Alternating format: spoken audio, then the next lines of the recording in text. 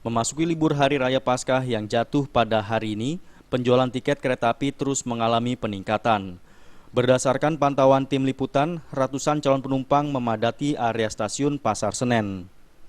Menurut Kepala Stasiun Pasar Senen, Santika, jumlah penumpang di stasiun Pasar Senen di hari libur Paskah ini melonjak hingga 30% dibanding hari kemarin.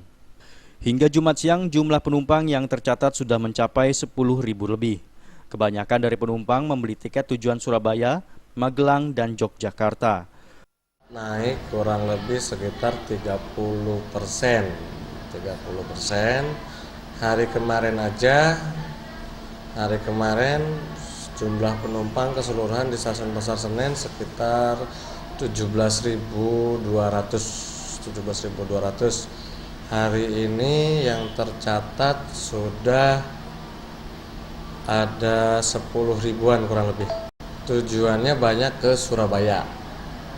Surabaya, sebagian Semarang dan Jogja.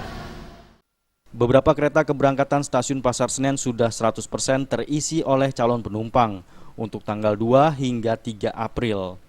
Di antaranya kereta Matarmaja, Gaya Baru Malam, Berantas, Kertajaya, Bengawan, dan Progo. Untuk mengantisipasi lonjakan penumpang, PT Kereta Api Indonesia juga menambah 1-2 di setiap rangkaian kereta, baik kereta jarak menengah ataupun jarak jauh. Dari Jakarta, Eko Yulianto melaporkan.